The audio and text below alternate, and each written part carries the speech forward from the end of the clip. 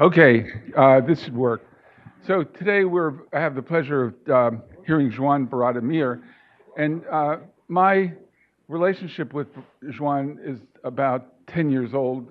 When he came to the United States first and was working on a book on public broadcasting in Spain, I believe, and has been very interested in public service broadcasting in the European Union and comparing public broadcasting in Spain and in Europe with equivalents elsewhere. And from that developed a long friendship in which Joan became an outstanding element in a kind of program of media assistance, how to think about media developments in transitional societies, and has lectured in the Oxford program and a number of programs, has been very instrumental in working with the Thai regulator, and Thailand has posed an amazingly interesting case study in transformations of regulatory agencies. And most recently, he's been working for the Council of Europe, I don't remember who, in Tunisia. For Internews in Tunisia, and in analyzing and diagnosing the situation and trying to facilitate processes of change. This is a very sort of interesting area, sometimes controversial area of, quote, democratization, of implementation of change, et cetera, but for all those reasons, we're very happy to have Joan here. He is now Deputy Dean at the Ramon Llull University in Barcelona, and he was the chef de cabinet, I love this title, of the Catalan media regulator, which was really thought about Catalan culture, Catalan broadcasting, and the public in Barcelona. Okay, thank you. Thanks, Monroe. I'm very happy to be here for my first time, because together with Monroe we have met in very different and exotic places. But the other day I told him that this is my first time in Pennsylvania, in the University of Pennsylvania, and he didn't believe that, because well, we keep seeing each other in many places around the world, but never here. So I'm very happy to be here in Pennsylvania at the Annenberg School for Communication. So yes, today I'll be talking a little bit about the Tunisian transition to democracy, in particular from the point of view of media, and the new media landscape that should emerge from this very complex and complicated, for different reasons, transition process. I don't mention now, well, I mean, I think that, of course, we should talk about the Arab Spring, the so-called Arab Spring, but we should keep in mind that the Arab Spring took place during the spring of 2011. Now we are in the fall of 2012. So now it's not about talking, some people are now talking about the Islamic fall or something like that. I don't agree with that. I think that it's a very pessimistic point of view, but I mean, the Arab Spring is something that happened almost 2 years ago, and now what we should talk about is about transition, about new challenges for media, etc. But I mean, the Arab Spring was an event, something that happened. Now in some way, it's over, because now more important and more complicated things are coming. The first thing that I should talk about as a kind of a framework, setting a little bit the framework of my talk, is that, well, Tunisia used to be, and is still, of course, a very small country, and we didn't pay attention to Tunisia. I mean, in the US, maybe, I mean, you probably knew that Tunisia was a country in the north of Africa, but basically, even in Europe, if you ask European people, European citizens about Tunisia before 2011, they would say, well, it's a nice place to go, nice beaches, well, all the traces of the Romans, Phoenicians, etc. Very, very cultural. I mean, from a cultural point of view, it's a very interesting place. But if you ask them whether it was a democracy or not, people will probably say, well, I don't know, but it's a decent place. Nothing wrong is taking place there. It's just a very quiet, peaceful country in the north of Africa in which you can drink alcohol without problems, in which you can hang around, even if you allow me to say so, you can hang around with ladies with no problem compared to other countries of the Muslim world. So, I mean, Tunisia was seen as something interesting, nice, good, I mean, a quiet place, no concerns about Tunisia. Morocco, Libya, Egypt were already seen as more complex countries, but Tunisia was something, and of course, this has to do also with the high level, and we'll talk about this later, of secularization of the country. It was hardly seen as a Muslim country, as part of the Muslim tradition, but not as a real Muslim country compared to Egypt or compared to other countries of the region. But I mean, Tunisia all of a sudden became important because you know that is the country in which the so-called Arab Spring started. I just remind that a street vendor set him on fire at the end of 2010, and that was the start of a big revolution, of a big movement that ended, I mean, very shortly with Ben Ali, who was the dictator in place, flying to Saudi Arabia, escaping from the anger of the revolutionaries and starting, therefore, a new process of change. As you all know, this revolution contaminated some other countries in the region, Egypt, Libya, Syria, and in some way, Morocco and Jordan as well.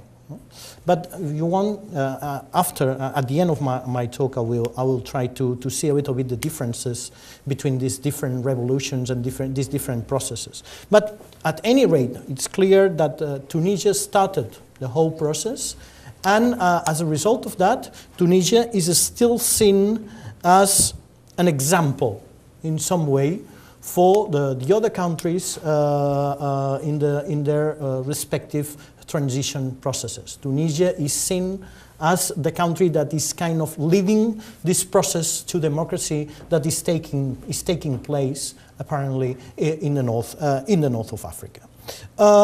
Apart from that, we have to remind that Tunisia is the first country in which an election process, a democratic election process, took place in a way that can be qualified as successful and clean. That was approximately 1 year ago. The original intention was to have elections before summer 2011, but some problems in terms of organization, etc., delayed that until October 2011. But finally, elections took place and a new constitutional assembly was elected. And now we are witnessing a process of drafting a new constitution, a process of drafting a new political system.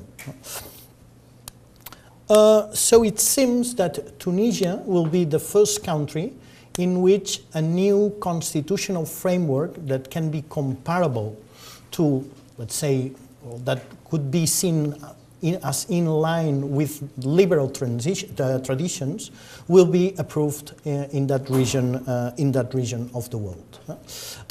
In Morocco, we have been witnessing a process of constitutional reform in order to, let's say, introduce some elements, in some way liberal elements, but as I will explain later, the situation in Morocco cannot be comparable to the situation in Tunisia. So probably the Tunisian constitution will be seen as a kind of an example, or the example of the Tunisian constitution may be followed by other countries when presumably drafting their new constitution or establishing in the future their new institutional and political framework. Some other things that I wanted to highlight at the beginning of this presentation is that, as I said, Tunisia was the most westernized country of the Maghreb, for the good, for the better, and for worse. by that I mean that, for example, the relationships between the Tunisian dictatorship and European democracies were very intense, and now have become, or in particular right after the revolution, they become really uncomfortable for certain European governments. You have to keep in mind, for example, that Silvio Berlusconi was the major stakeholder of a station that obtained a license to broadcast in Tunisia. And as you can imagine, I'll mention that later, the way in which station licenses were granted in Tunisia during the times of Ben Ali was not a real, proper, open and clean way. But Berlusconi succeeded to enter the Tunisian media landscape during the times of the dictatorship. You should keep in mind, for example, that Bettino Craxi, who was the former leader of the Italian Socialist Party, who was involved in a very dirty case of corruption, he escaped from Italy and he found in Tunisia a place to spend the last years of his life. So, even, let's say, a left-wing Italian party, the leader of a left-wing Italian party had enough good relationship with the Tunisian government so that he was able to go there, and I have to say that Bettino Craxi became in Tunisia a very rich person thanks to the business that he was allowed to do by Ben Ali. And, for example, as another example, you know that the French minister of Sarkozy's government, Michel Alliot-Marie, had some problems because he was very closely involved with Ben Ali's government, because she had a company that provided advice in terms of image and public relations for the dictator. So that was a very, very embarrassing situation for the French government, for Sarkozy, when the revolution took place.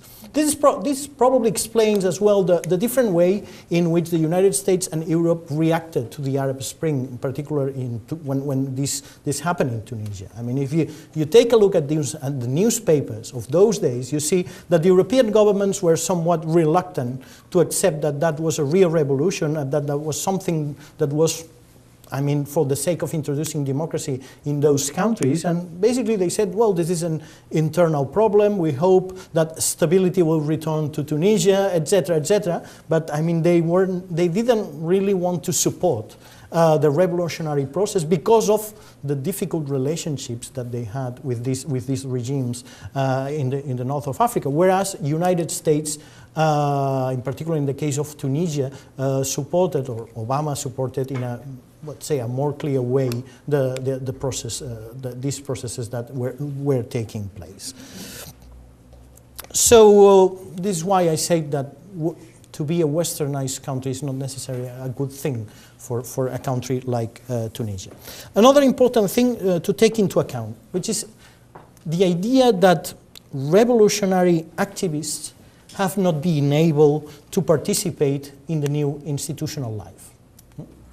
Revolutionary activists did the revolution, changed the things, or started the change, but they haven't been able to articulate a solid political alternative in order to win the elections, in order to participate in the new democratic process.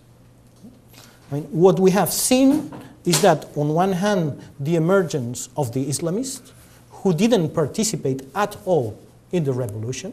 They didn't participate, but now they have kind of taken benefit from the revolution, and now they are in the front line of the political scene in Tunisia. And on the other hand, what you can find is the traditional opposition parties that already existed during Ben Ali's time, that now are able to participate without problems in the new political system. But as a matter of fact, it has to be said that these young, prepared, educated people who demonstrated in the streets, who put their lives in risk in order to change the system, haven't been able to really articulate, to really participate, to have a real important, relevant role in this new political regime. Well, why the Islamists are now playing such a significant role in Tunisia? Because, as I said, they didn't participate in the revolution.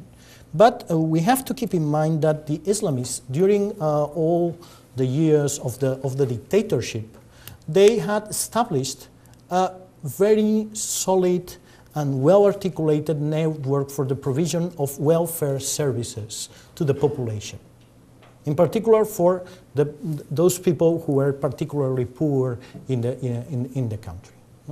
So the Islamists, in a very discreet way, had been in some way controlling important sectors of the population who were just there, who didn't participate in the revolution, but who became very important in terms of, let's say, votes during the election to the Constitutional Assembly. And this is why now we have in power in Tunisia a majority of Islamists in the new Constitutional Assembly, because they have been able to mobilize much more people than the real revolutionaries. And this is something that has to be kept in mind as well. And of course now the situation in Tunisia has also received the impact of the economic crisis that, as you know, we in Europe and in particular in Spain we are suffering especially.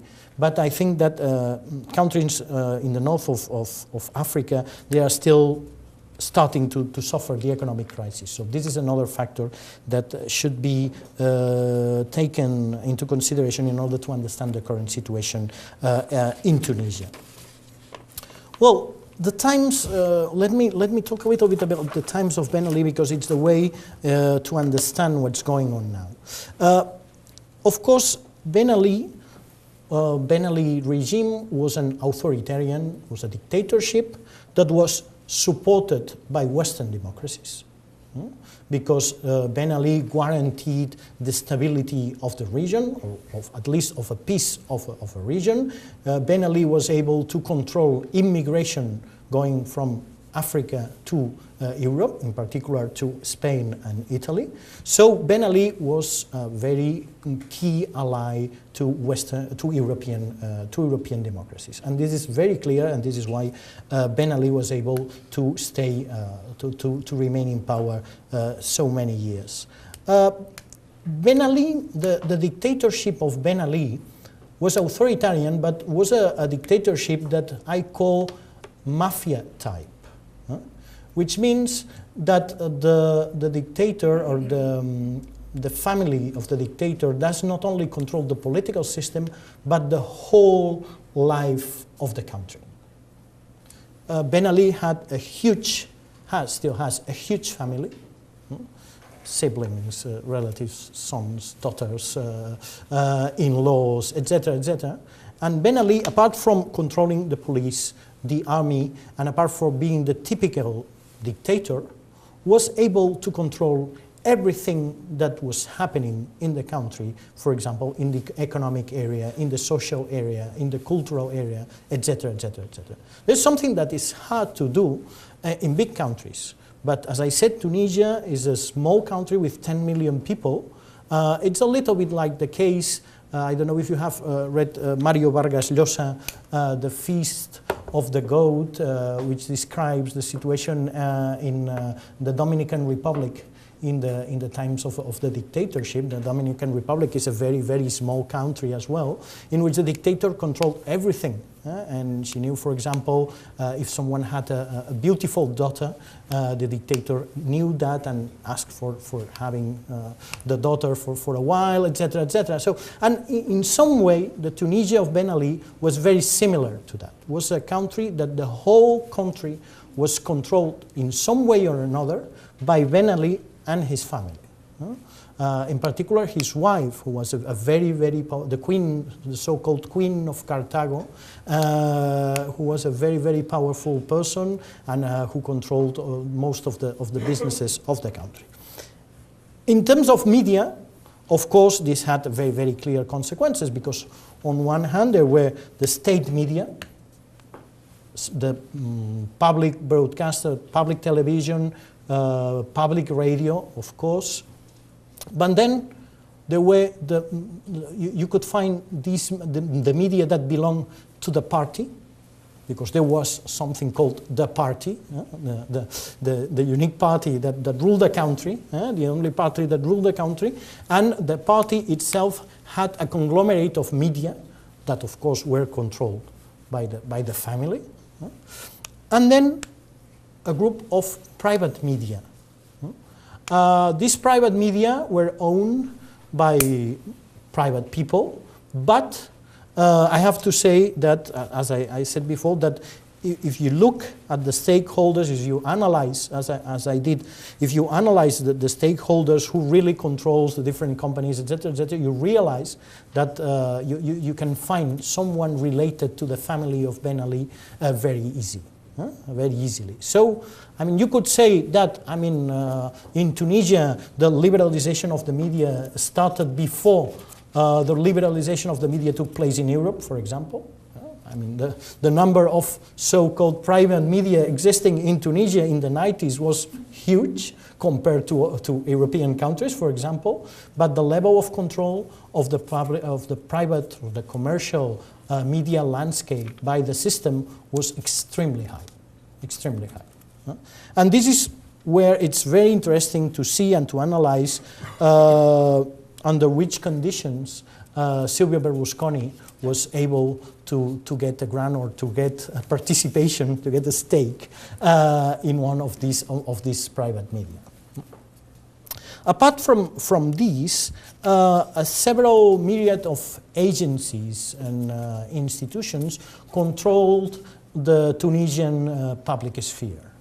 First of all, there was something called the Tunisian Agency for External Communication. Under this name, which is difficult to understand exactly what does it mean, basically that was the agency which decided to which media public advertising was sold. You have to keep in mind that this is something that doesn't happen in the US, but in Europe and in the north of Africa, media get their, a very important source of income for media is the money that they get in exchange of broadcasting public advertising. What we call institutional advertising. Not exactly communiques, not the broadcast of a press conference, etc., but just advertising that is paid by the government. For example, please don't drive too fast. These kind of things play a very important role in the advertising market in Europe and in the north of Africa.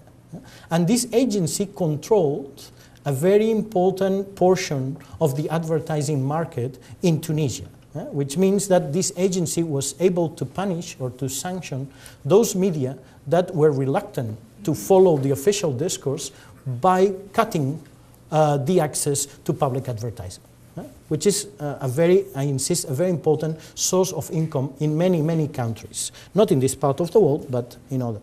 The other agency that existed was the National Office for Broadcasting. This was an office that basically managed the spectrum, the airwaves. And that was formally the agents that was supposed to take the decisions over granting a license or not. The agency at least had the remit to inform the government about the existence of frequencies that were available for possible licenses. As you can imagine, this agency during the dictatorship performed their activities in a very arbitrary way. And basically, I think that was at the end of 2011, the agency had more than 100 pending applications for license coming from possible future radio broadcasters or television broadcasters, etc. And this agency basically, they said that the spectrum was already full, and that there was no space. Normally, when someone who was not in line with the government asked for a license, the official response was that the spectrum is full, we cannot give you any kind of license.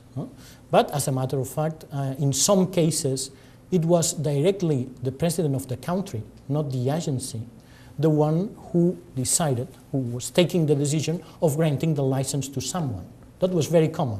On one hand, the Office of Broadcasting saying, we don't have a spectrum available, so we should refuse your application, and all of a sudden, the president of the country saying, well, I, as a president of a country, I issue this decision saying that I'm granting a license to this specific broadcasters. We have to say that we have to keep in mind, to make things, I mean, things were really weird, as you see, that in some cases, the conditions under which this license were granted were qualified as secrets of state, official secrets, information that could not possibly be disclosed to the public opinion. So the conditions under which license were granted in many cases were not known by the public opinion. And in other cases, some of the licenses that were, I mean, after these years, some people we have had access to them, you could see very strange conditions. For example, for most private broadcasters, one of the conditions of the license was that it was strictly forbidden to provide news programs. You can provide entertainment, you can provide movies, cartoons, etc., etc. But it's strictly forbidden, and it is a condition of your license to provide news programs. News programs are provided by the public official broadcasting system, by the public newspaper system, but not by private broadcaster. Your remit is to provide this bread and circus that is needed in every dictatorship that needs to resist. So, and finally, a third important institution was the Tunisian Agency for the Internet. As you may imagine, officially, from an official point of view, this agency was the agency that managed the .tn domain name, that managed, let's say, the access to the Internet. It was the monopolist Internet access provider in Tunisia, but of course this agency also had the capacity to control the network beyond that kind of services, to control people, to control what people were saying, to restrict access to specific websites, etc., etc., etc. As I said before, Tunisia witnessed at the end of the 80s fake liberalization of the media landscape. Both, I mean, basically from an internal point of view. As I have already told you, Ben Ali accepted to have private media because he saw private media as a new business opportunity for his family. But from an external point of view, it is interesting to see that in 1989, after a visit of François Mitterrand to Tunisia, Ben Ali decided to allow the French channel France 2, to be broadcast in Tunisia. And this is something that, I mean, depending on the visits, depending on the relationships, this liberalization took place in a very strange way in Tunisia during the 90s, because after the broadcast of a report that was very controversial, that was criticizing Ben Ali by France 2, Ben Ali decided to withdraw this license to France 2. So, but another thing that is relevant is that since at the end of the 80s and during the 90s, Tunisia started to receive broadcasts coming from the outside through satellite platforms. And this is something that is very interesting in the Arab world, because Arab people, Arab population represent 5% of the world population, whereas Arab satellites represent 38% of the market. So the presence of satellites in the Arab world is very, very important. And so that Al Jazeera, Al Arabiya, and other satellite, other channels that were distributed through satellite, among other means, began to have access to Tunisia. And as a matter of fact, the result, the outcome of that was that most Tunisian people, since the beginning of the 90s and until the revolution, basically used to watch France International and Al Jazeera instead of the national official media. And this had an important influence in the revolution, because it is true that social networks, that new technologies played an important role in the context of the Tunisian revolution, but we have to keep in mind that Ben Ali decided to cut the access to the internet immediately as the revolution was taking place, so that the revolution basically take place through SMS and other systems that cannot be considered new media. And on the other hand, it has been, I mean, many authors said that one of the most important factors for the Tunisian revolution was the fact that Al Jazeera at some stage informed about the so-called Tuni leaks, which is all the revelations that were made within the context of WikiLeaks regarding the businesses of Ben Ali. And Tunisian people had access to that not via new technologies, but via Al Jazeera or other international, let's say, traditional communication media. And that was a very, very important factor. The fact that, I mean, through the media, the Tunisian people realized or confirmed that the Tunisian regime was extremely corrupt. So that was the situation, I mean, and that was the media and the institutional landscape when the revolution took place. After the revolution, the new interim government takes some wise decisions that really facilitate the access or the starting of the process of transition. The first thing was to establish something, an institution called the Higher Authority for the Realization of the Objectives of Revolution. Aside of the government, of the, let's say, regular traditional institutions, this entity was created and formed basically by university professors and some people who were not exactly or directly related to the former regime. Most of them were in some way, because I mean, if you have a professorship in one of the most important universities in Tunisia, if you had that during the times of Ben Ali, it is obvious that you had some kind of relationship, or at least you were accepting what was going on. But basically they tried to put in this new institution people who were more technical, who had a more technical profile than a political profile. This institution started all the process of drafting the different rules and laws that would make possible the celebration of elections and the preparation for a new constitution. And This is one of the relevant institutions, as I said, the higher authority for the realization of the objectives of the revolution.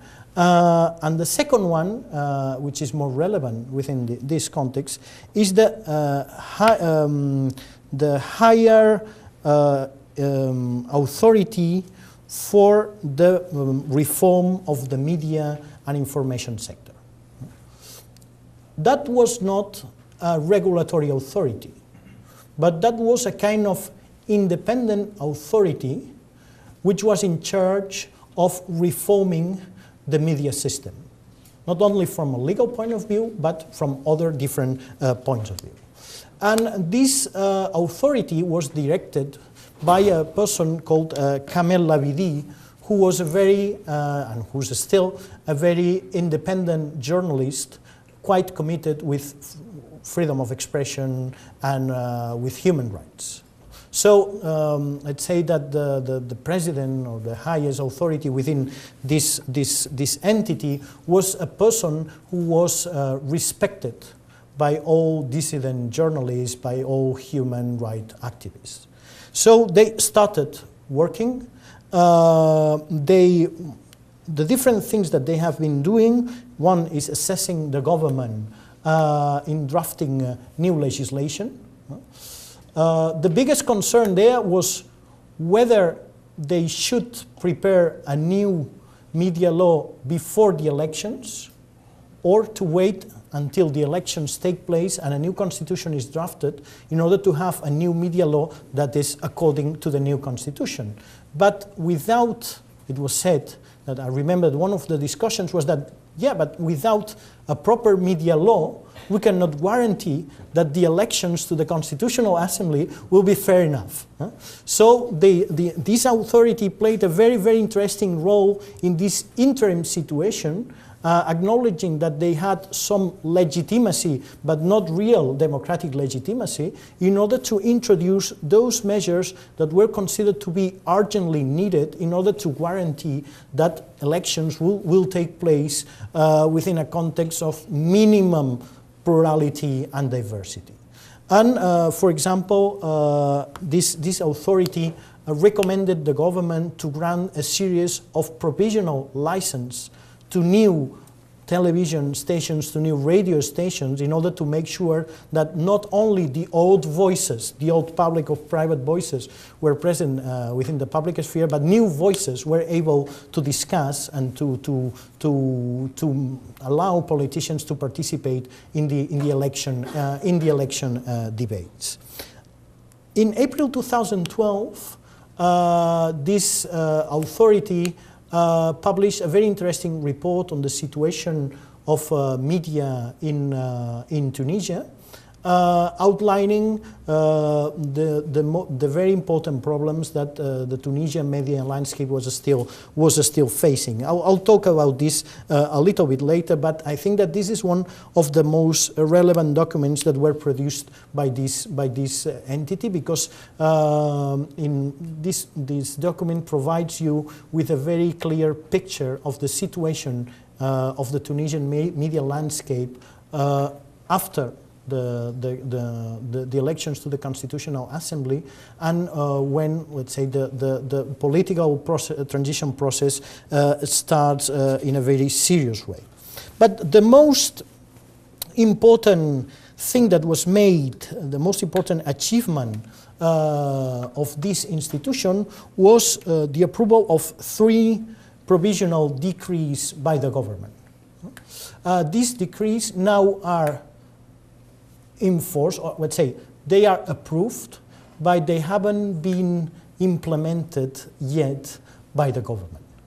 So they are in a kind of a limbo, legal limbo in Tunisia, because on one hand, in principle, the constitution is now, the former constitution of the times of Ben Ali is now suspended, whatever it means from a legal point of view.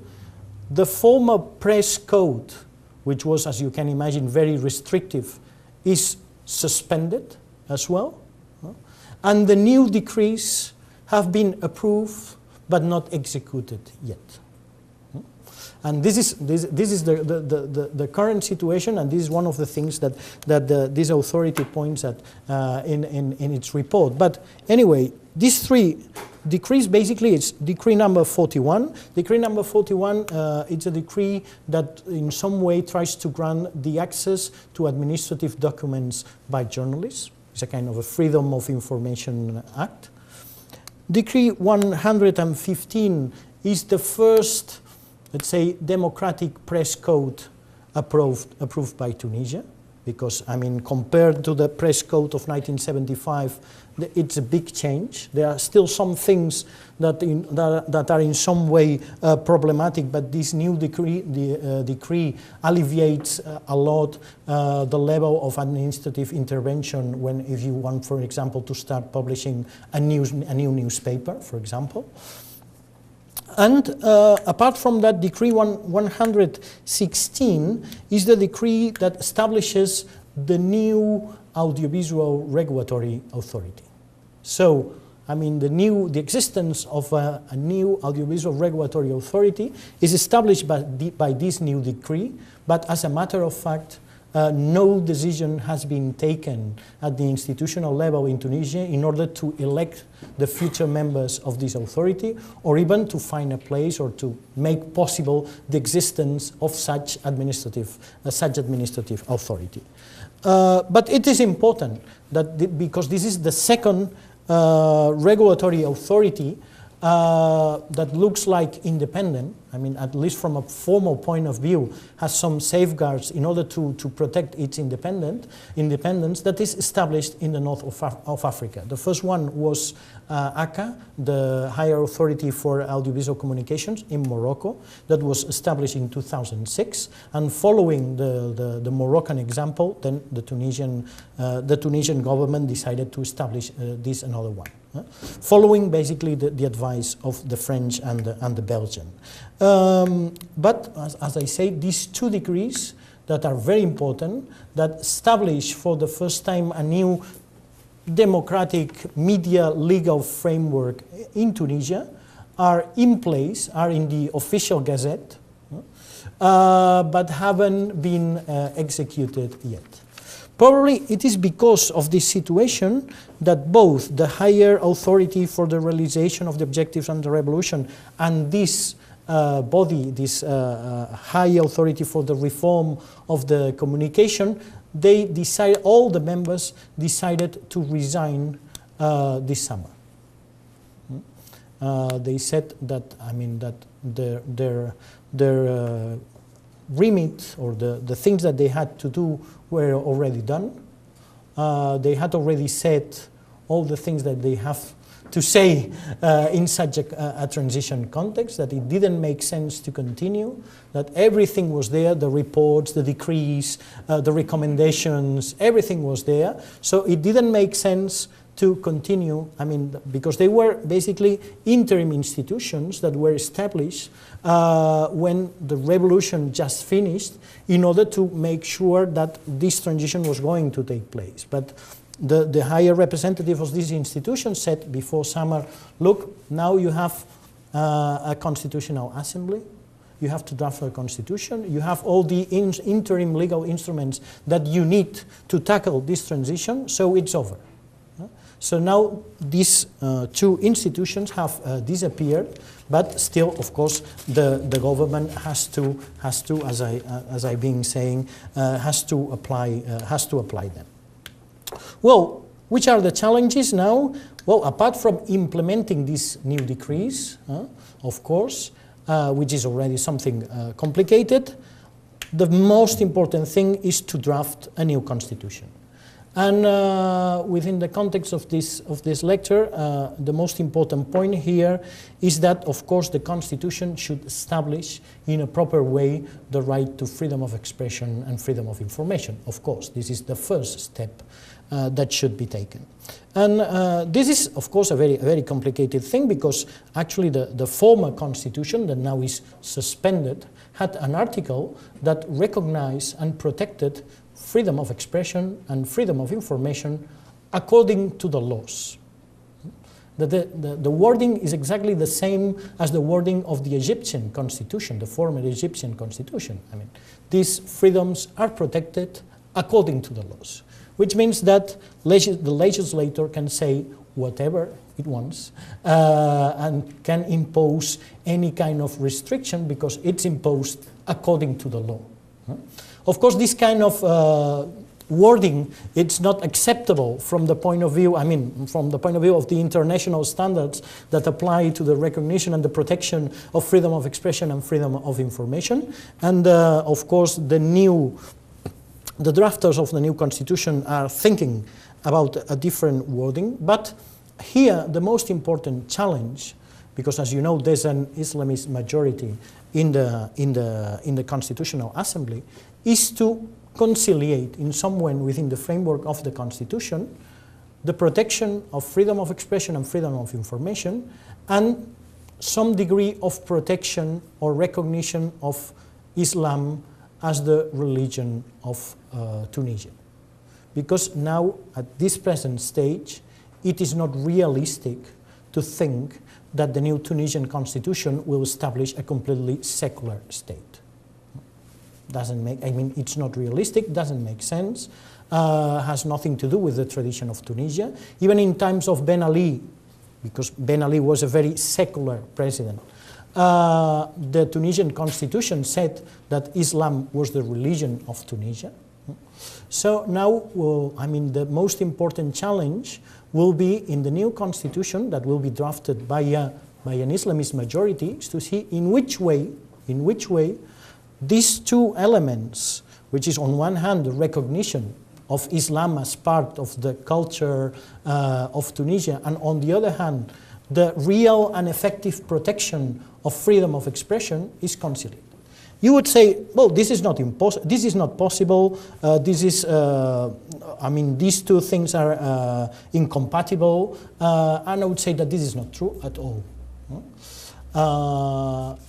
Of course, these people who say so are the same people who used to say in the old times that Islam and democracy were not compatible, so that was the rationale to legitimate the support of Western countries to the dictatorships that existed in the north of Africa. But we have to keep in mind that, for example, in Europe, after the Second World War, a political faction called the Christian democracy has played a very important role in our political systems. Christian democracy. And they have introduced some regulations, in some cases controversial, etc., but it's part, for example, of the European constitutional culture, this idea of the conciliation between freedom of expression and the respect of the religious beliefs, especially the religious beliefs of the majority. We have to keep in mind that there's a very important decision of the European Court of Human Rights, I think that was in the 80s, the so-called Otto Preminger case, Otto Preminger versus Austria, in which the European Court of Human Rights said that the decision of Austria to restrict, to prohibit a film that was very critical, that was shocking for the sentiments of the Catholic majority of Tyrol, that this measure of prohibiting this film was acceptable according to the European, under the umbrella of the European Convention of Human Rights. So this issue of the conciliation between freedom of expression and religious belief is something that is not as easy as it seems. Of course, if we look at that through the lenses of the American First Amendment, the conclusion will be one, but we have to keep in mind that the constitutional democratic traditions that exist in the world offer many, many different other possibilities that are somewhere in between, let's say, the imposition of a certain religion and, let's say, putting religion completely aside of freedom of expression. Of course, the debates that now are taking place regarding all the things that have been happening are a very clear example of that. For example, in many European countries, it is still illegal to, let's say, ridiculize or to try to offend the religious sentiments of people through ridiculizing some kind of dogmas or symbols or whatever. I mean, for example, a few months ago in Spain, an artist made a performance that consisted in putting a cross in a pan with olive oil and frying it. Huh? Well, I mean, finally a judge decided to release that person, but I mean, he was prosecuted at first instance. Huh? Because I mean, it was seen as an action aimed to offend the religious sentiments of people. And this is in the Spanish criminal code. And in other countries, if this ridiculization of religion can be considered that it also incorporates some kind of incitement to hatred against a certain group of religious or religious minority or majority, this is considered to be a crime. You know, I mean, all these discussions that we have in Europe regarding incitement to hatred, whether it should be criminalized or not, the denial of the Holocaust, for example, these kind of things, I mean, are very vivid, still vivid in Europe. So, as you may understand, for Tunisia, this is also a big, very, very big deal. And some kind of compromise between the recognition or a specific territory of expression that will be protected in an effective way, and the need to protect in some way the religious beliefs of the Muslim majority, this compromise, will be the only possible solution for drafting and approving a new constitution in Tunisia. We have to be realistic about that. The second challenge is, as I said, to implement the decrees, and in particular to create a new regulatory authority. You have to keep in mind that the French and the Belgian have been flying to Tunisia every week in order to convince them to adopt the typical French regulatory system, or the typical, let's say, the typical scheme of a French regulatory authority, which means that convergent authorities, I mean the convergence between telecom and audiovisual is not convenient at all. They should be separated, and the way in which different members of the council will be appointed basically copies the way the French and the Belgian system. But it's been, I mean, an obsession for members of the Belgian or the French regulatory authority to go there and to teach them about this. So maybe under this pressure, the new regulatory authority will be established, but it is not clear. The other thing is licensing. I mean, these decrees still don't establish the criteria, objective and clear and transparent criteria for granting new licenses. And this is something that has now become urgent because the provisional licenses that were granted before the elections are still in force. And according to the Spanish experience, I can tell you that it is very, very dangerous to have private broadcasters holding provisional license. Because after a couple or 3 or 4 or 5 years, they believe that this license belongs to them.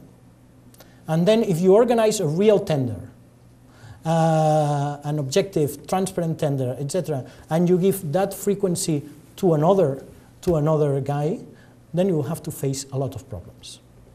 And I know this very directly.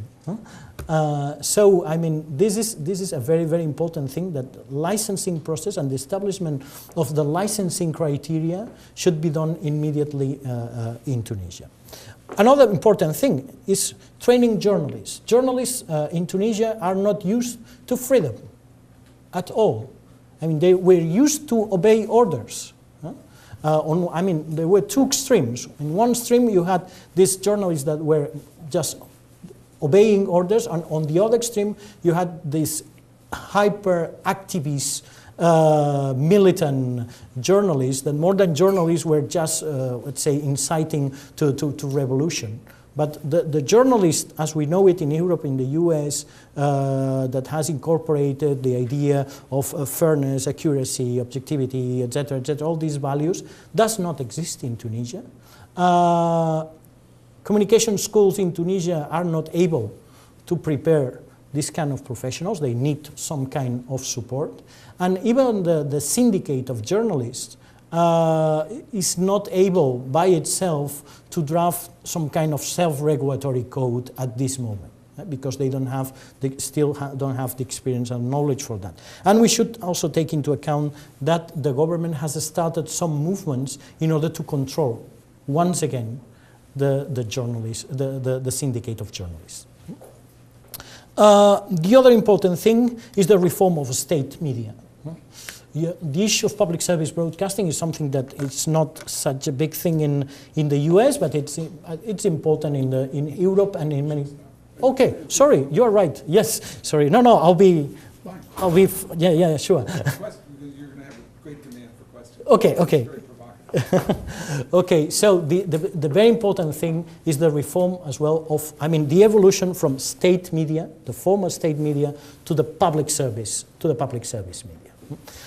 In the case of, in the case of Tunisia, it's easier than in Egypt, for example, where the former or the still existing public broadcaster has more than 45,000 employees.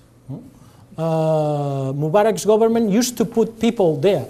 If they needed a salary or a place to be, etc., the place to send people, just to have a seat and to have a check at the end of the month was the public broadcaster. So now they have more than 45,000 people. They know what to do with them. But in the case of Tunisia, the dimension is, I think it can be handled, but it is a big challenge to make an evolution from state broadcasting to public service broadcasting. If we take, for example, the example of Spain, I would say that, the dictator died in 1975, and, if I said that we in Spain, we have a fully independent public service broadcaster, well, many Spanish people would say no. So, it's now it's 2012. So it takes a lot of time to cultivate, in some way, this new culture of public service and this idea that the public service broadcaster is not connected to the government whatsoever.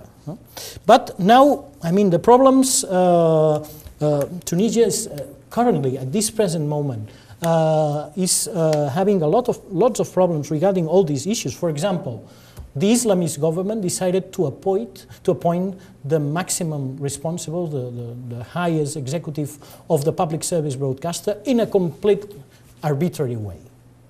So one of the recent crises that have happened in Tunisia recently was derived to the appointment of the new executives of the public service broadcaster, as they were people directly connected to the Ennahda party. Secondly, the government is threatening with drafting a new law banning blasphemy. I think that, the most appropriate thing to do was first to draft the constitution, to regulate freedom of expression and information and its limits in the constitution, and then try to develop these general provisions through a law. But now, with all these things going on, it seems that the government is thinking about the possibility of drafting immediately a new law of blasphemy. This law would say that cursing, insulting, mocking, undermining, and desecrating the three Abrahamic books, the Sunnah, churches, synagogues, and the Kaaba, could lead to a 2-year jail term and a fine of 1,000 euro, more or less. Still, the issue of the criminalization of journalists. In the criminal code of Tunisia, still there are some possible crimes that can be committed by journalists and be sent to jail. This is another issue.